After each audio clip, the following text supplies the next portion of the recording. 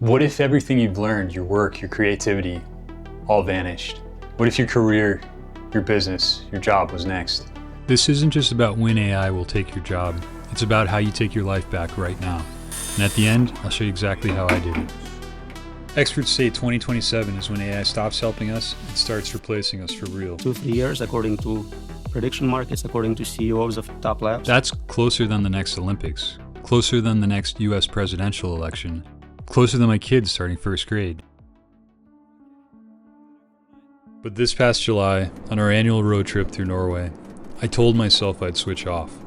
No research, no AI, just the open road. But even as the fjords rose around us like ancient giants, I couldn't stop thinking about the AI 2027 report I had read. Is it really coming so soon? I glanced back at my kids, asleep in the back seat. How do I prepare them? Then I felt something I hadn't felt in years. Fear.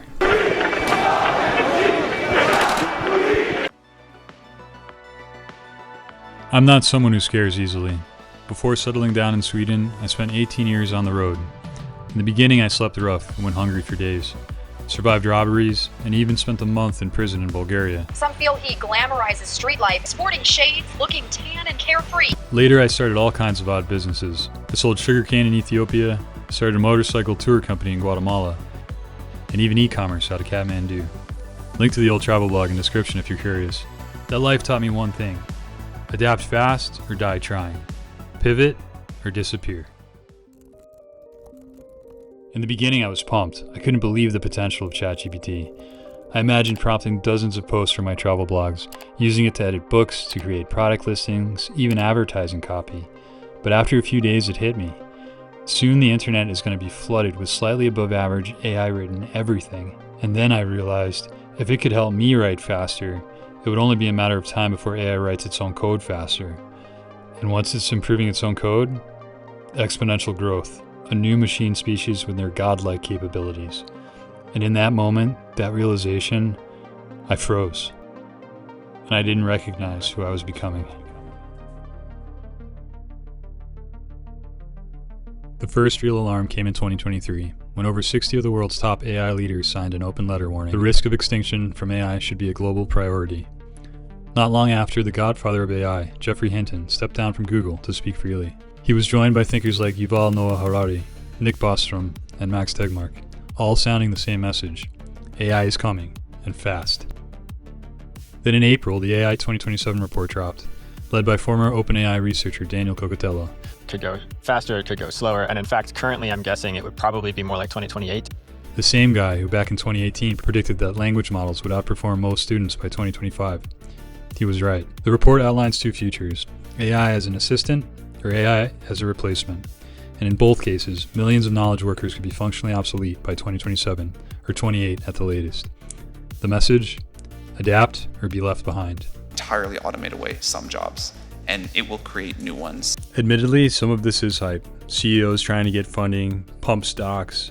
But if you look closer, the serious voices, the scientists, they're not celebrating. They look afraid. AI will keep getting better. And the day will come when AI will do all the things that we can do. But AI isn't coming someday. It's already here. And the first jobs on the line? One of the first jobs to go will be coding. Customer service, admin support, copywriting, paralegals, bookkeeping, graphic design, translation, video editing, sales outreach, tutoring. These roles are structured, repetitive, easy for large language models to eat alive. Because if your boss can replace you with something that never calls in sick and never takes a fika break, he will. What do you prepare for when the future feels like it's collapsing? It wasn't just the impending AI apocalypse. It was the war in Ukraine, the long, dark Swedish winter, and fatherhood reshaping me in ways I could never have expected. The future felt so uncertain, so volatile, that even my well-trained ability to adapt wasn't ready for this. At first, I went primal. Years of street survival and travel instincts kicked in. I started to prepare.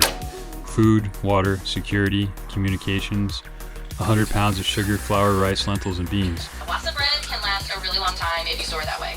It's already pretty shelf stable, but if you put it in a Mylar bag with an oxygen absorber, you're probably looking at several years of good storage life. I had so much I could have opened a vegan restaurant in my makeshift apartment bunker. I was ready for the collapse. But after 6 months of hardcore prepping, I realized something. I wasn't moving forward. And the world, at least for now, still wasn't ending. Then one day, without a plan, I picked up a drill, and then a saw, and then a garage full of tools.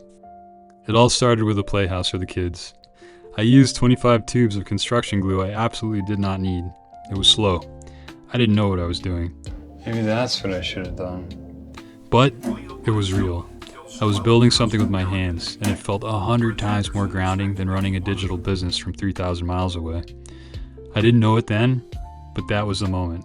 My pivot, out of post-AI paralysis and back into something real. Since then, I built a shed, a workshop, and eventually this YouTube channel, Lucky Lathe. It's not perfect, but it's mine. And for the first time in a long time, I feel like I'm on a path that just might survive what's coming.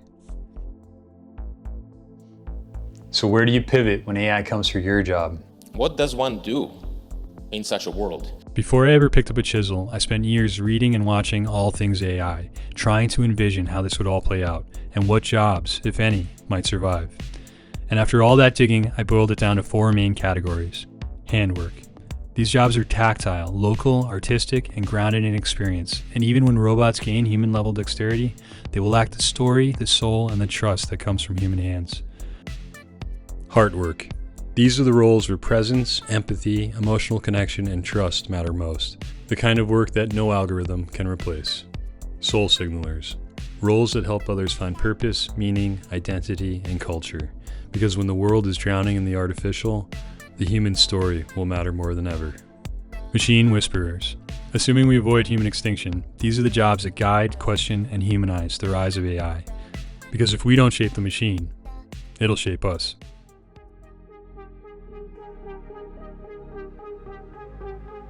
What if the way forward was actually backward? So what's my plan? I don't have all the answers, and I can't predict the future. But by aggregating projections from former AI insiders and reports like AI 2027, I've got a window, maybe 2 to 5 years, before the next big leap. The one that truly changes everything. I'm using that time to build, to earn as much as possible, to get my family grounded. Hopefully buy a little land, grow some food, build a community, create a place where my kids can get dirt under their nails, not just screens in their hands. Because if the future is going to be uncertain, then I want our roots to run deep. Alright, Leif. Enough with the artificial troll tale snick-snack. Yeah, we understand. The great mind machines are coming. But you're no skald for telling Ragnarök. Du är bara en snickare ändå. Time to build. And leave the prophecies to the gods.